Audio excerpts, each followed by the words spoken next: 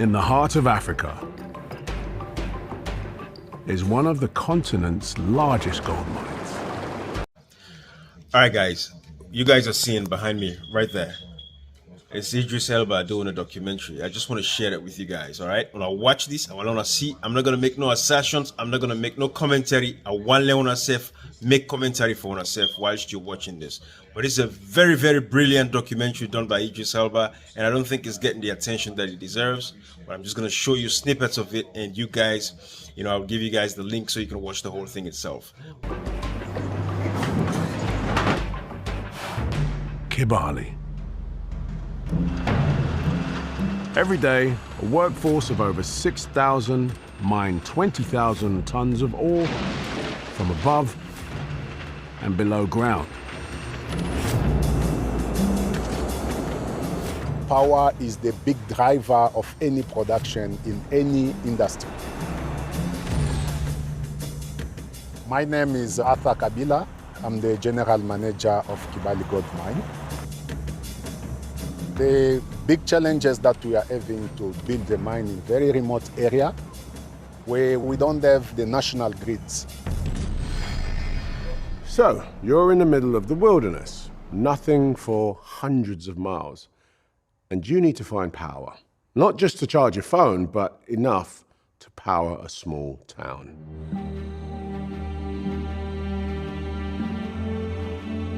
The answer was lying on their doorstep. Carving through the forest is the Kibali River, stretching for 1,000 kilometers.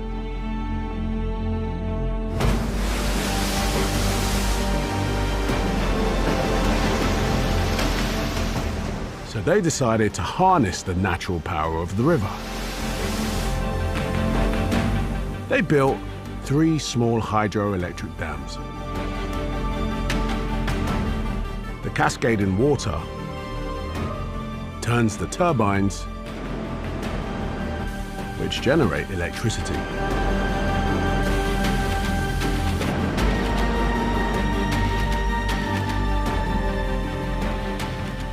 The advantage of the hydropower is that this is a very clean energy and it's a cheap one.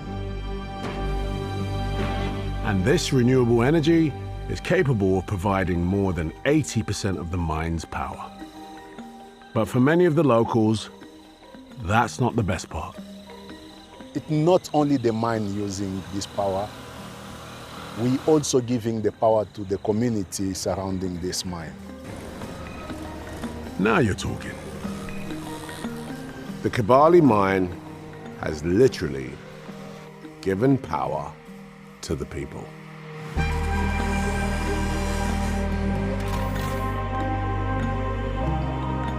The mine has a very, very big economical impact in the community and in the region as well. From the comforts of modern life to production lines.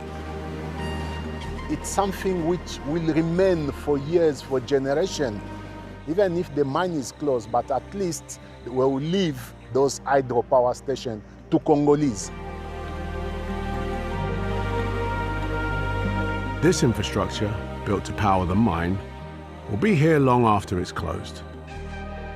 But already, this gold mine has transformed the local economy and the lives of the people who live here. In just 11 years, the population of Kibali has jumped from 50,000 to 500,000. And who knows, maybe one day, Kibali will become known as the San Francisco of the DRC. Wow, that is some legacy. But I'm wondering, when the gold runs out, what happens to the mine itself? One thing's for sure, there's going to be an awful lot of tidy up. So, is it possible to turn back the clock?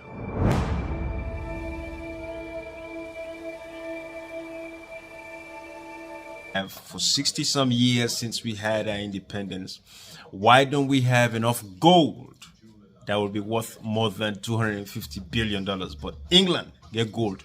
We're England. We all know say, but they harvest gold. Every year, around 10% of gold demand is used in tech industries. Phones and computers all use gold wires and coatings, which improve reliability.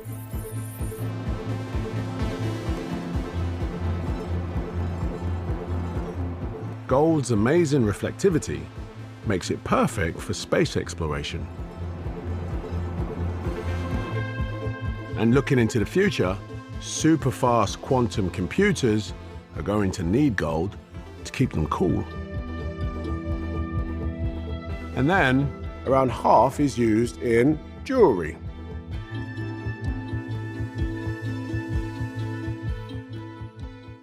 So how about the rest? Where does it all end up?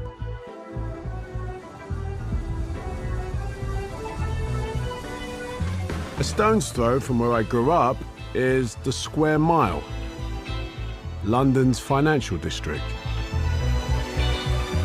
They say the streets are paved with gold, and that isn't as far-fetched as it sounds.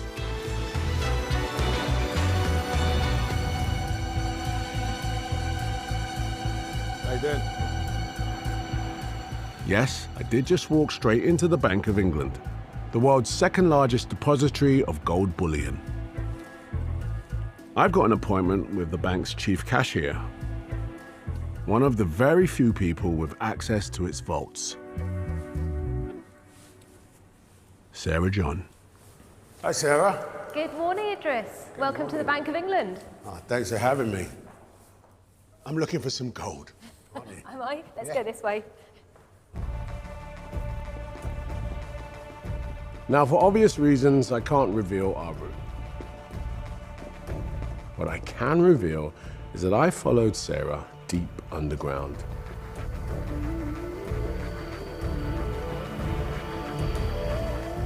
Until we reached what is without doubt the thickest steel door I have ever seen.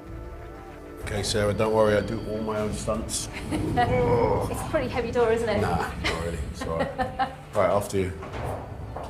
So there you go. Whoa. Your first glimpse of the Bank of England's gold.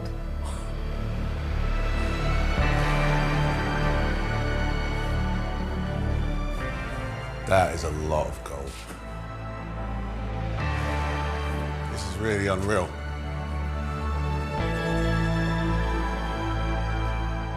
What do you think? That takes your breath away.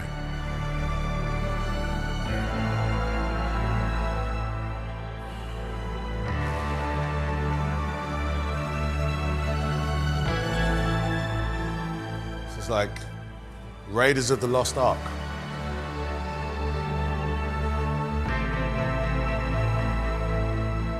About 30% of the world's gold is held in professional vaults just like this. Okay, Sarah, I mean, how much gold is here? This is one of 9 gold vaults that we have here at the bank. There's about 400,000 gold bars stored here, and collectively they're worth about £250 billion, something like that. What? I know, it's a lot, isn't it? So, I've got to ask the question, like, why do we have this here? Like, how did it turn into, okay, the bank needs to hold this much gold? What was the process? Like, take me back. So obviously gold's been used for quite a number of years as a form of money. First of all, gold coins themselves. But the problem with gold coins is they're actually quite heavy to carry around. Can't flip it, like. Exactly. So what people started to do was they would take their gold coins to a goldsmith, and the goldsmith would issue them with an IOU. Okay. And over time, people realised that actually using those IOUs to pay for goods and services was actually easier than actually going and getting the gold and lugging it around. Okay. And those IOUs eventually developed into what we now know as banknotes. That's fascinating, isn't it? See this? Just there? That's Sarah's signature.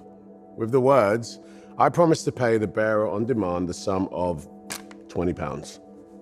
It's just an IOU. But these days, the Bank of England plays an even bigger role. Holding gold for the world. So why do countries want to store their gold here? Countries have what are called reserves, so basically savings that they can draw on when they need to, because gold holds its value very well in a time of crisis. Right. And it's really easy to buy and sell here in London, and that supports financial stability.